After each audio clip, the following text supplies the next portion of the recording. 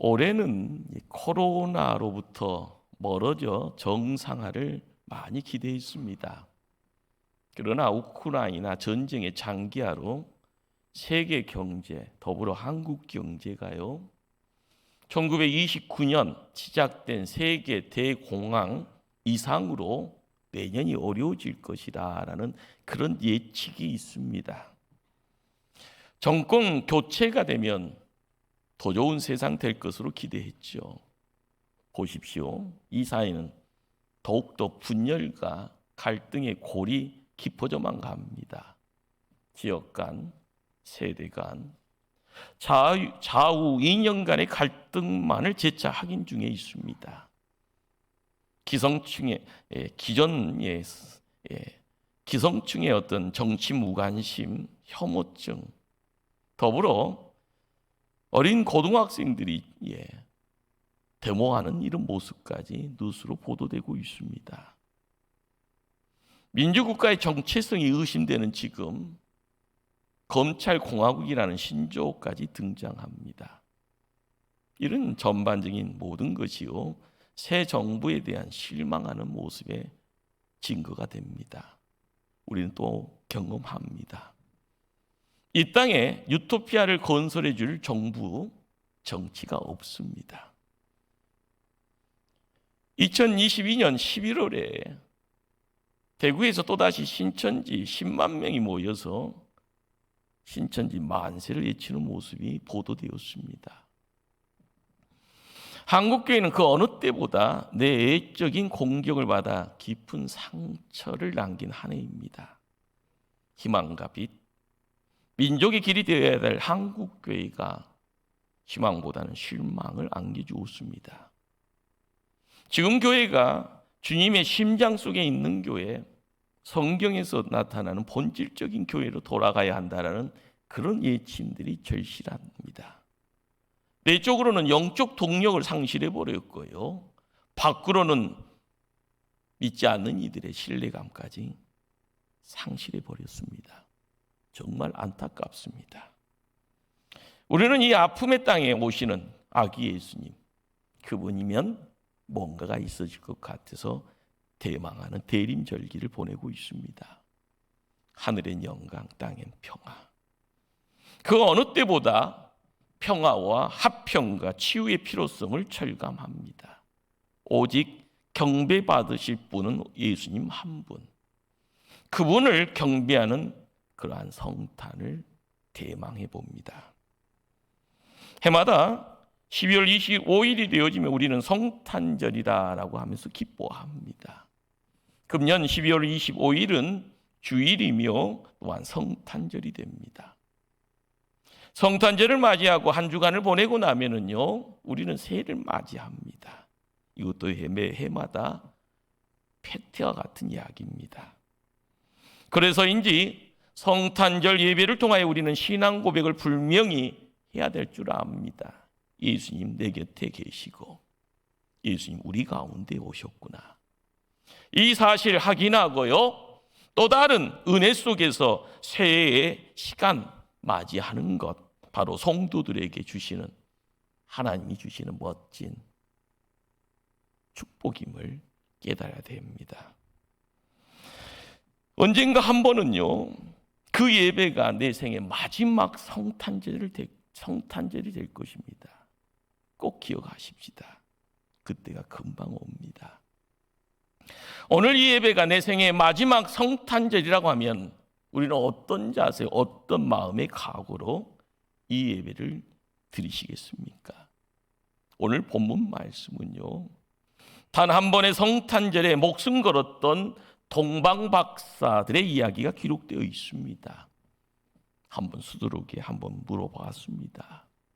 홍 목사, 너에게는 정직한 구도자의 열정이 있느냐?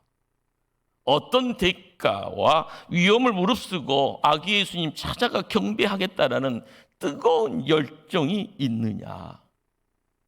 그러나 마냥 지금 형편에서는 부끄럽기만 합니다. 토마스 아퀴나스라는 대신학자가 있습니다. 천사가 나타나 물었다고 하네요. 토마스, 그대의 소원 무엇인가? 하나님께서 그대의 소원을 뭐든지 들어주기로 작정하셨다네. 토마스는 울면서 얘기했다고 합니다. 오 주님, 주님 한 분만으로 나는 만족합니다. 주님이 내게 계시는데 내가 무엇을 소원하오리까? 주님 한 분만으로 나는 만족합니다. 오래전 다윗이 이런 고백합니다. 주밖에는 나의 복이 없다 하였나이다.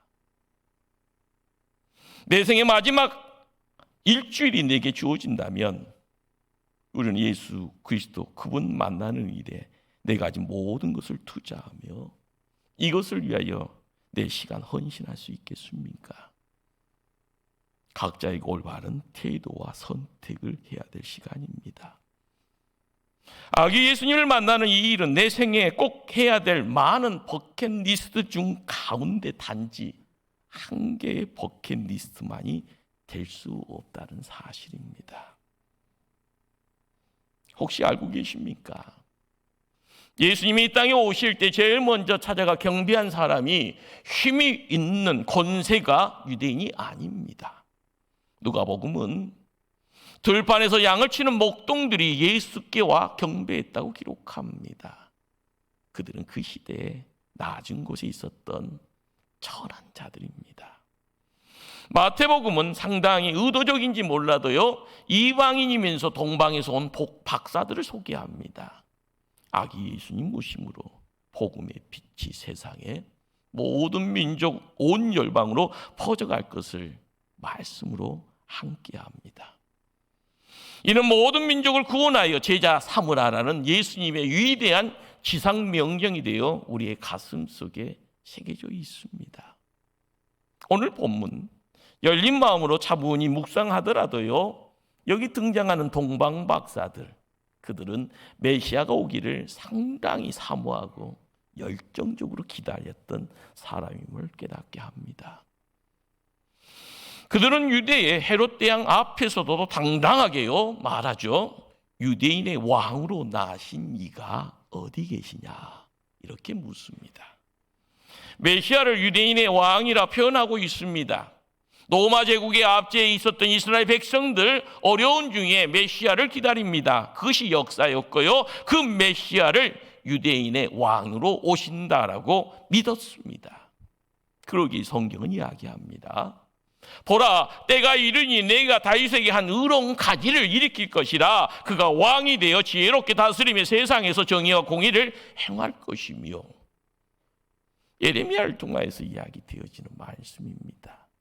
그 당대에 600년 전에 그런 말씀이 예언되었다라는 것이죠. 스가랴 9장 9절은요 이런 말씀을 전합니다. 보라, 내 왕이 내게 임하시나니. 우리는 봐야 됩니다. 이 땅에 오실 메시아, 그분은 왕으로 오셨음을요 말씀으로 깨닫게 됩니다. 동방박사, 그는 구약성경의 메시아 사상에 깊은 관심 갖고 그 메시아에 대해서 연구했던 사람들인가 봅니다. 메시아를 대망했던 그런 사람들임을 깨닫게 합니다. 그들의 입에서 등장하는 유대인의 왕, 이 한 단어가 갖고 있는 무게감은요, 그들이 성경에 얼마나 박식한 사람이었음을 깨닫게 합니다. 그리고 그 말씀을 연구만 하고 있었던 건 아니라 그 말씀을요 진리로 받아들였더라. 그 말씀에 생명을 걸고 살았더라. 이것을 느끼게 합니다. 혹시 우리는요 성경을 읽는 중에 동방박사, 그들은 별을 보았고 점을 치던 점술가, 고대의 무당 정도로만 이해했다면 정말 큰일입니다. 점술가가 메시아 태어났다는 사실에 목숨 걸고 달려왔겠습니까? 있을 수 없지요. 마태복음 2장 2절은요 그의 별을 보고, 동방박사들은 지금 메시아의 별을 보았다고 합니다. 평상시에 늘 보던 별이 아니라 표징으로, 증조로 나타난 별을요 본 겁니다. 민수기 24장 17절은요 무슨 이야기를 전하는가 하면은요 한 별이 야곱에서 나오니라.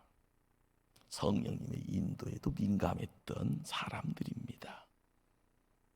그렇게 동방박사들은요, 징조로 나타난 별의 인도를 따라서 발걸음을 옮겨갑니다. 그리고 예루살렘에 도착했습니다. 별을 따라왔기에 낮에는 할 일이 없습니다. 밤에는 묵상하는 마음으로 별을 따라서요, 뚜벅뚜벅 걷다가 달립니다. 그렇게 예루살렘에 도착한 겁니다. 왕에게 왕궁에서 태어나는 것으로 생각합니다. 저 멀리 왕궁이 보입니다. 밤에 다시 별이 나타날 때까지 기다려야 되는데 흥분도 되고요, 긴 여행의 긴장도 풀리고요, 마음에 인간인지라 조급한 마음도 생깁니다. 순간 잘못된 판단으로요, 유대인의 왕을 찾으며 헤롯 왕궁으로 달려간 겁니다. 모든 것이 좋았는데 마지막 끝자락에 한 번의 잘못된 판단으로 엄청난 재앙이 찾아옵니다. 2살 이하의 어린 아이들이요, 집단 살육으로 내몰린다라는 겁니다. 하나님의 인도를 따라왔으면요, 끝까지 가야 됩니다. 하나님의 인도함을 기다려야 되고요. 한 번 사람의 인도를 구하고자 한 것이요, 이토록 죄 없는 수많은 어린 생명을 죽게 합니다. 이것이 뭘 이야기합니까? 역사의 교훈입니다. 이 일로 헤롯궁에는 큰 소동이 일어납니다. 여기 눈에 보이는 왕이 있는데 유대인의 왕이 태어났다니 무슨 일이냐? 그래서 사람들이 호출됩니다. 대제사장들을 찾아라, 서기관들을 불러라. 그리스도가 어디서 나겠느냐 묻습니다. 여기서 유대인의 왕이라는 것이요, 구약 성경을 통하여서 그들이 보았고 들었고 기다렸던 메시아임을 깨닫게 됩니다. 그 메시아가 누구나 함께 동의되어지는 그들의 결론이었습니다. 종교 지도자들은요, 유대인의 왕이 그리스도라면 의심할 바 없다, 베들레헴이다라고 합니다. 오늘 읽었던 본문의 미가서 5장 2절 말씀을 읽었습니다. 그리고 그것은요, 예언된 말씀입니다. 그런 정황 중에요, 동방박사들 아차 싶은 겁니다. 그만큼 메시아를 연구했던 사람들이 이 정도를 몰랐을 수는 없지요. 몰랐더라면은요, 유대인의 왕 어디서 태어날까요? 라고 장소를 물었을 텐데, 그런데요, 동방박사의 입술을 통하여서요 흘러나오는 소리는요, 지금 왕이 어디 계십니까? 라고 묻습니다. 동방박사는요, 재차 놀랐을 겁니다. 자신은 머나먼 이방에서요, 메시아 탄생에 이만큼 깊은 관심 가지고 기다리고 갈망하고 유대인의 왕 찾아서 모든 거 버려두고 달려왔건만, 정작 유대인들, 종교 지도자들은 아무런 관심 없습니다. 구약을 절절절절 외우고 있었던 사람이건만 그들은 아무 관심 없습니다. 내 일 아닙니다. 지금 성경은 무엇을 말하고 있습니까? 이방인조차 예수가 메시아라는 사실에 생명 걸었는데, 정작 유대인들 오랜 세월 메시아 열망했건만 메시아 알아보지 못하고 무관심합니다. 우리는 압니다. 그들의 나타나는 결말은요, 메시아를 십자가에 못 박아 죽기까지 합니다. 동방박사들이 왕궁에 나와서 베들레헴으로 가고 있을 때 별의 인도를 받게 됩니다. 역시 사람들에게 실망할 때 하나님이 희망이 됩니다. 사람의 도움을 포기하니 하나님이 도움의 손길로 찾아옵니다. 9절 말씀입니다. 동방에서 보던 그 별이 문득 앞서 인도하여 가다가 악이 있는 곳 위에 머물러 선지라. 10절은 뭘로 기록합니까? 그들이 별을 보고 매우 크게 기뻐하더라. 무슨 말입니까? 별을 통하여서 목적지에 도착하여서 소리 질러서 하루하고 있는 모습입니다. 이때 동방박사들이 기뻐하는 모습을요, 강조를 사용해서 3번을 연달았습니다. 매우 기뻐했다. 크게 기뻐했다. 기뻐하고 또 기뻐했다. 이런 반복은 뭘 이야기합니까? 주체할 수 없을 정도의 엄청난 기쁨의 내용이요, 지진 나듯이 온 이 몸을 떨게 하고 있는 그런 모습입니다. 여러 주경학자들이 이 동방박사의 여행의 어떤 기간을요, 대략 2년 정도 될 것이다 라고 이야기하는 분들이 있습니다. 성경이 지금 우리에게 뭘 묻고 있습니까? 여기는 지금 예수 만난 기쁨, 이런 기쁨이 있었느냐? 오늘 우리가 예수 만났다라는 동방박사들의 그 한의와 감격과 기쁨이 있느냐라고 묻습니다. 지금까지 우리의 인생에서요, 매우 기뻐하고 크게 기뻐하고 또 기뻐했던 사건들이 있었습니까? 성령님의 임재 경험하고 예수 만나서 구원받았다 해서 이렇게 한의와 감격이 있었냐라고 재차 묻고 있습니다. 우리는 부끄럽지만 대답해야 합니다. 올해는요, 아기 예수님 만나는 그 자리에 달라진 모습 가지고 달려가야 될 줄 압니다. 아기 예수께 경배하기 위해 생명 걸고 여기까지 왔습니다. 가족 남겨두고 왔고요, 하던 일 접어두고 왔습니다. 오는 도중에 온갖 어려움 무릅쓰고 낮엔 지고 밤에 기도하며 걸어왔습니다. 어떻게 보면 철학 기도가 동방박사를 통하여서 시작됐는지도 모르겠습니다. 단 한 번의 그 만남, 그 예배에 목숨 걸었던 사람들입니다. 아기 예수와의 단 한 번의 만남에 생명 걸었던 사람들이 바로 동방의 박사들입니다. 이걸 인정해야 됩니다. 오늘 본문이요, 동방박사의 그 경배를 기록하며 상당히 재미있는 기록을 남기죠. 11절의 전반부를 제가 읽습니다. 집에 들어가 아기와 그의 어머니 마리아가 함께 있는 것을 보고 엎드려 아기께 경배하고, 집에 들어갔습니다. 우리는 이 집이라는 이 공간이 마구간이라는 것을 알고 있잖아요. 그곳에요, 덜커덩이 한 여인이 있고 여인의 품에 아기가 있었다라는 거. 힘들어서 마구간에 말 구에다 옮겨놨는지는 그걸 모르겠습니다.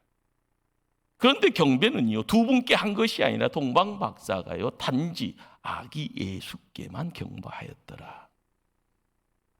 시간이 아무리 흘러도요, 변치 않는 진리가 여기 있습니다. 인류 역사상 가장 존경받아야 마땅할 여인이 동정녀 마리아라고 하면 그것은 인정합니다. 그러나 경배 대상 아닙니다. 마리아가 훌륭한 신앙인이고요, 누군가 본받을 그런 어떤 본이 되어지는 여인이라 하면 그것 인정합니다. 그러나 경배의 대상 아닙니다. 기도의 대상은 더더욱 아닙니다. 재미있게 이야기되죠. 아들한테 기도하는 것보다 어머한테 기도하면 더 빨리 이루어지는 거 아니냐고요. 무슨 생각이에요? 아들보다 엄마가 더 위에 있다고 하는 생각입니다. 이게 인간적 생각입니다. 기도의 대상은요, 예수님입니다. 예배의 대상도 예수님입니다. 마리아를 성모 마리아로 경배하고 그녀에게 기도하고 찬송한다면은요, 누구를 욕되게 하고 있는 건가? 그걸 깨달아야 합니다. 우리 속에 있는 때묻는 신앙의 찌꺼기들을 걷어내는 것, 이것이 성탄절을 바라보며 발걸음 옮겨가는 성도들의 모습입니다. 그 무엇도 예배의 대상 될 수 없고요, 그 무엇도 우리의 소원의 대상 될 수 없습니다. 오직 주님이 계시면 그것으로 족합니다. 예수님이 모든 것입니다. 우리의 입술에 힘이 함께 얹어져야 되고요, 우리의 관심, 우리의 정성, 우리의 기도가 함께 얹어져야 됩니다. 12절 하반절의 말씀입니다. 엎드려 예수 아기께 경배하고 보배함을 열어 황금과 유향과 올약을 예물로 드리니라. 귀하고 비싼 예물 드렸다. 거기에 관심사 둬서는 안 됩니다. 준비된 예물의 성격, 예물의 의미에 우리의 시야가 모아져야 됩니다. 동방박사들은요, 메시아 신앙의 불명한 대신학자인 것이 확인되어집니다. 그리고 그 먼 길을 뛰어왔던 위대한 신앙이라 불려줄 수밖에 없다라는 것 인정하게 됩니다. 상상을 해봅니다. 유대인의 역사 중에요, 북이스라엘이 남유다가 멸망합니다. 아수르 제국, 바벨론 제국. 바벨론이라는 제국에 의해서 끌려가서 70년 포로 생활을 합니다. 하나님의 연륜과 경륜 가운데 있어지는 내용입니다.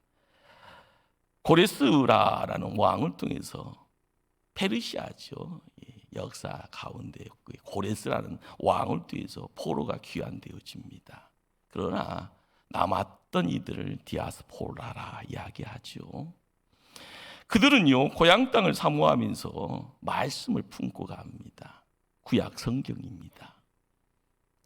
거기서 나타나는 엑기스가 뭘까요? 메시아의 복음이고요, 메시아 약속의 말씀입니다. 그 말씀을 곡 씹습니다. 1년, 10년, 100년씩 곡 씹어가는 그 자리에 말씀을 연구합니다. 그 말씀 붙잡고 기도합니다. 그리고 모든 것에요 모아지는 내용이 메시아입니다. 그 메시아 바라보면서 하늘을 바라볼 때 동방 박사들에게는요, 하늘에 떠 있는 별을 보게 되고 그 별의 이끌림을 받게 된 겁니다. 그들의 마음속에 메시아를 만나는 그 자리에 준비되어져야 될 그 예물은요, 단순한 예물이 아닌 겁니다. 그러기에 우리가 알아가야 될 것은 예물의 성격과 예물의 의미가 무엇인가라는 것을 깨달을 때 이 시대에 우리가 동방박사가 되었을 때에 드려야 될 내용들이요, 새롭게 만들어질 줄 압니다. 황금은요, 왕을 상징하는 예물입니다.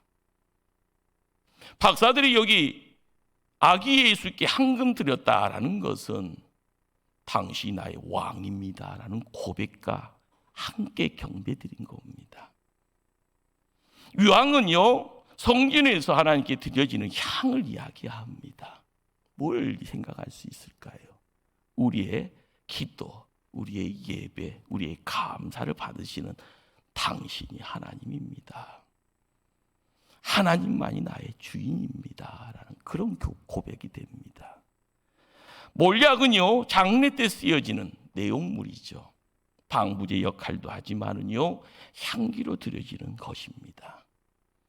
예수님이 십자가의 죽음을 예비하여 당신이 하나님의 어린 양인데 십자가의 죽음으로 우리의 모든 죄를 대속하심으로 우리의 구세주입니다.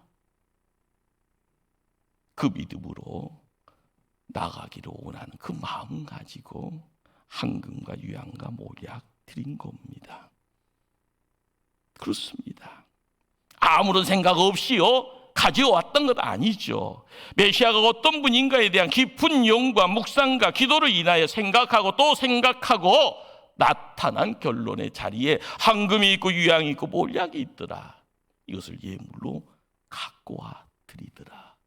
그 드림의 자리에 경배가 우리의 삶을 지배하게 되는 겁니다. 우리가 주일 예배 때 드리는 예물 중에요 11조가 황금에 속한 부분입니다.